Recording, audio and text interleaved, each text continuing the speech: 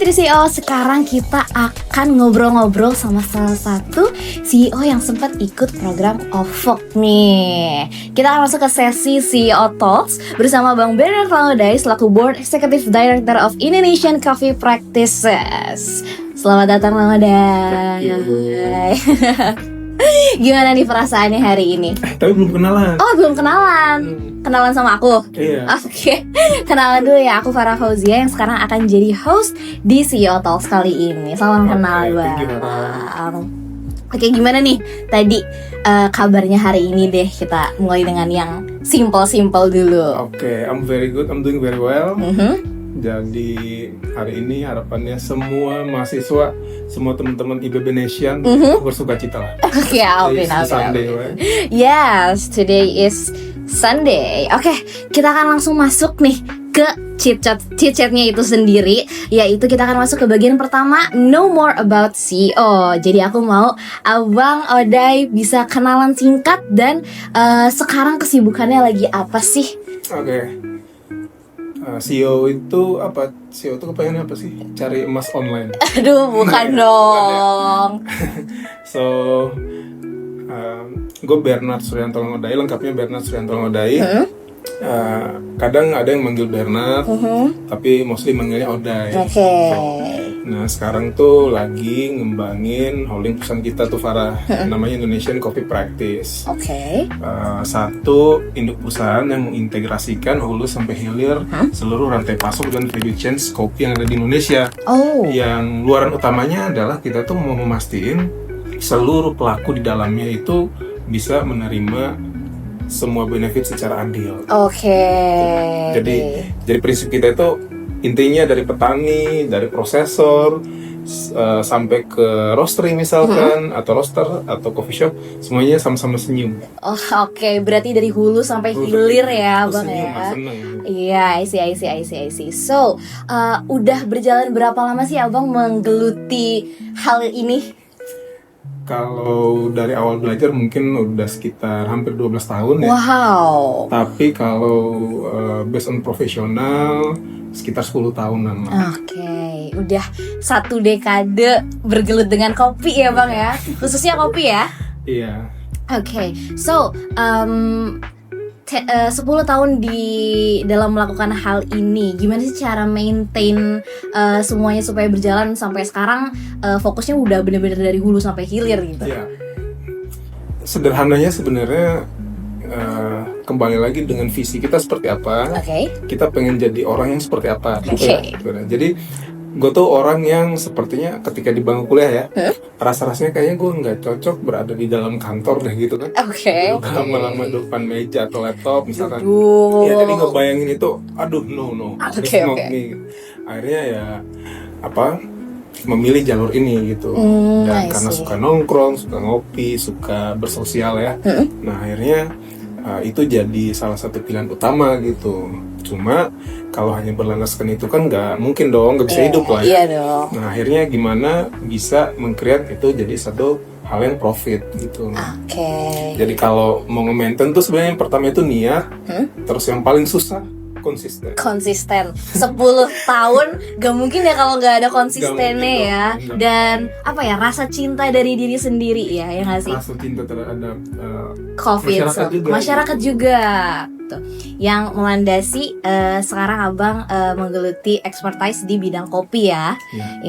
So that's it for bagian 1. Kita ngobrol-ngobrol and know more about the CEO. Kita akan sekarang masuk ke bagian 2. It's all about OVOG in CEO's POV. Nah, kita masuk nih ke program yang kita sedang jalani saat ini nih, yaitu OVOG atau One Village One CEO.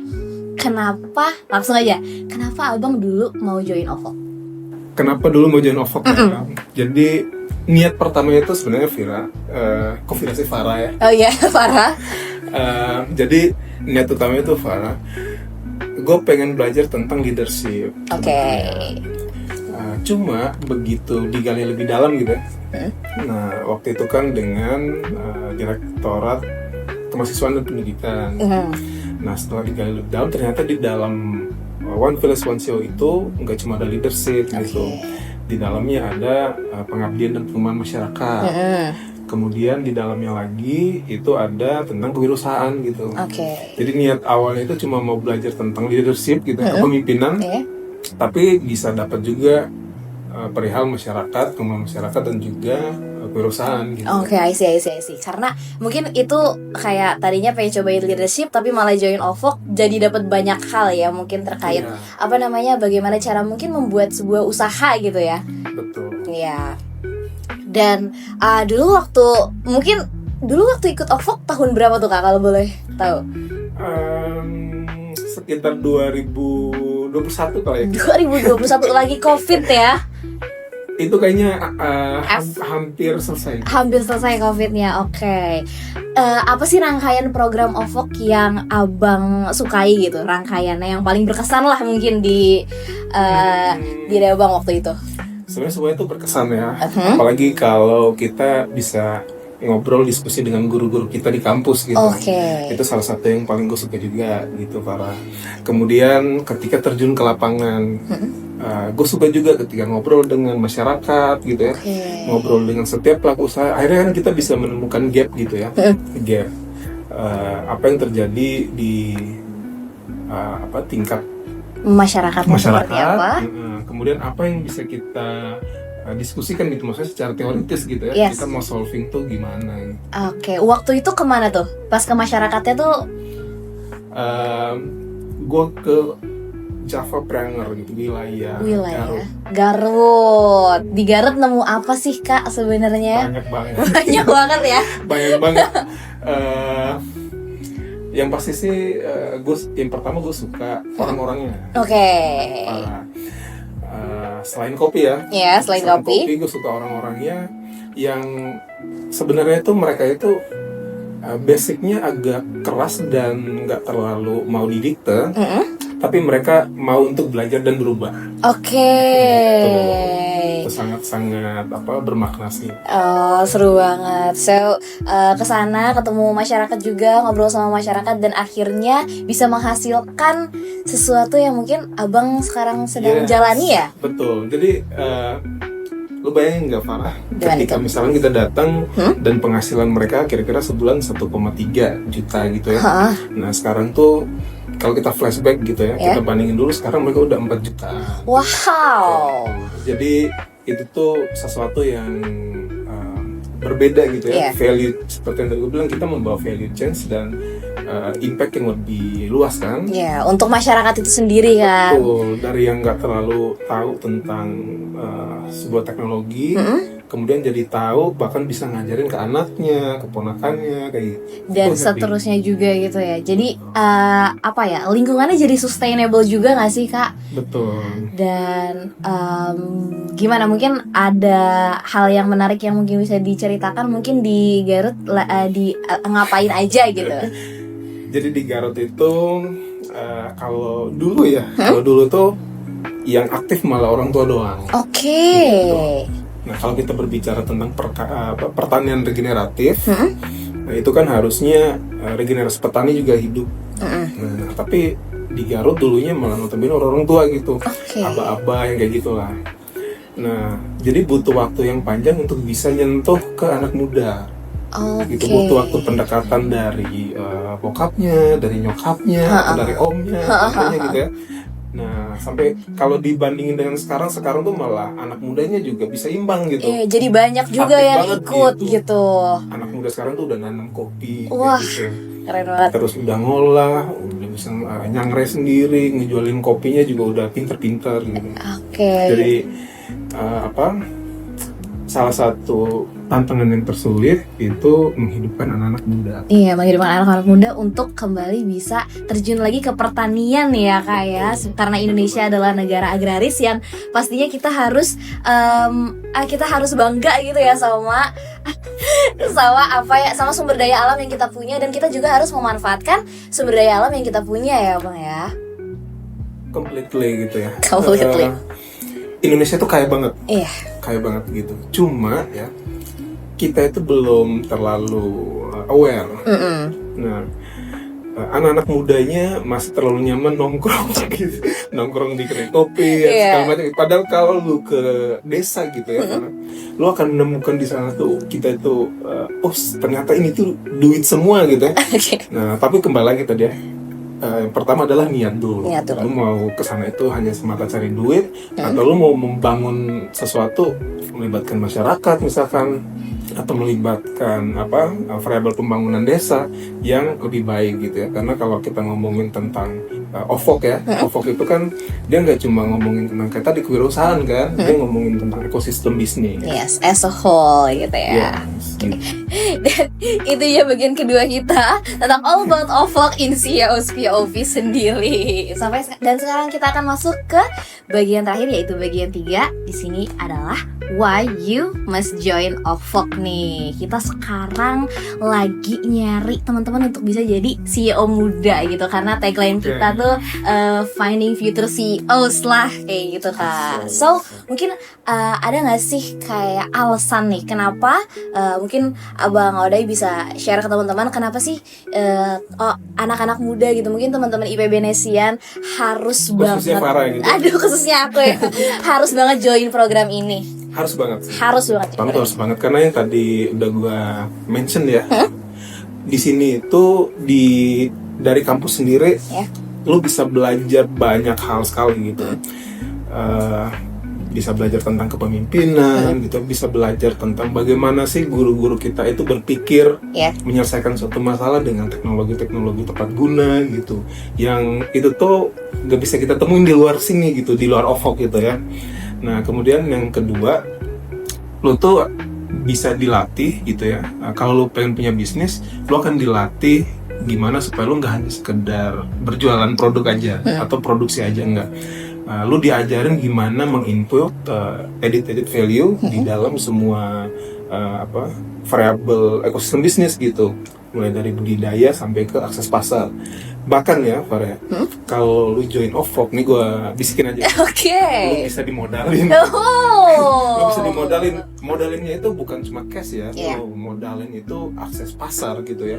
Karena gini, contoh teman-teman ada yang join kopi nih, mau jadi pengusaha kopi. Nah, kalian pasti akan ketemu dengan gue juga gitu. Dan jaringan existing kita itu akan saling dukung.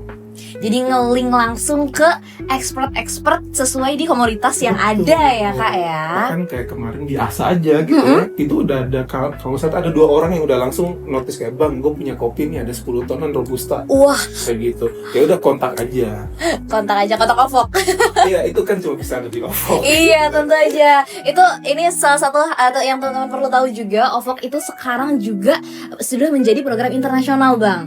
Jadi sekarang kita sudah nantinya mau bekerja sama dengan teman-teman mahasiswa dari kampus-kampus dari luar negeri. Salah satunya dari ASEAN dan juga dari Asia Timur, dari Korea, Jepang, dan Cina. Terus juga ada dari mahasiswa-mahasiswa Eropa sendiri nih, ada dari Belanda dan Polandia. Bulan depan kita ke Belanda. Aduh.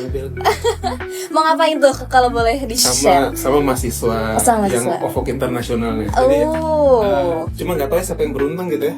Karena kan proses seleksinya lumayan ketat nih. Betul. Dia akan berkesempatan belajar langsung sama gua juga, belajar langsung dengan guru-guru yang ikut berangkat gitu, dan ada senior manajer program gitu lah. Wow, ngomongin soal kopi berarti kan? Ini cuma ngomongin kopi ya. Ngomongin kopi. Pada di OVOG tuh banyak banget komoditasnya. Akan ada banyak sekali komoditasnya. Dan last nih, untuk coffee lovers atau mungkin yang udah berkecimpung dengan dunia kopi atau yang pengen kenalan lebih jauh sama kopi, boleh banget nih Abang share mungkin kayak apa sih hints yang menarik soal kopi sendiri atau bisnis kopi itu sendiri. Ini kalau yang masih berkaitan dengan OVOG ya. Yes. Fun fact, IPB itu punya sekolah kopi loh. Jadi nggak usah jauh-jauh belajar, mulai aja dari kampus itu ada. Nah, terus yang kedua, kalau di industri kopi, ini gue cuma ngasih fun fact nasional ya. Indonesia itu sampai dengan saat ini terakhir kita produksi 790.000 ton. Nah, tapi konsumsi real nasionalnya hanya 200 ribuan. 200 ribu ton aja. Jadi masih Sisanya, gapnya masih banyak banget ya berarti. masih banyak banget gitu. Iya. Tapi kebutuhan nasional kita itu hampir 8 juta Ton. Gapnya Wow. tuh gede banget gitu kan. Iya. Artinya sebanyak apapun kan masih banyak teman-teman yang kayak bingung jualin kopinya ya. Padahal kita tuh sebenarnya kekurangan barang gitu. Kekurangan bahan baku. Sebetulnya. Sebetulnya. Jadi harapannya ya juga nanti kalau teman-teman ada yang join di OVO, kita bisa sama-sama sharing, sama-sama belajar kan. Gitu. Nah, rantai pasar kita, rantai pasok kita yang udah ada itu kita bisa kolaborasi. Yes. Gitu. Okay, and I think that's it for closure. Cuma yang tadi Apa itu tuh? ya. Aduh, ada lagi nih ternyata. Fun fact yang Ada tadi itu, ujungnya nih. fun fact yang tadi di belakangnya tuh itu kalau teman-teman mahasiswa tahu tuh ya, mereka bisa funding investor gede loh. I see. So it's based ini sebenarnya adalah sebuah kesempatan yang bagus banget buat teman-teman semua untuk bisa mulai, yang mau berwirausaha, yang mau mencoba untuk berbisnis, dan yang suka sama pertanian dan produk pertanian itu sendiri. Please, boleh banget. OVO International masih buka untuk teman-teman semua bisa meraih kesempatan itu sekarang juga. Oke, I think that's it. Thank you so much Mama Dai for the talk today.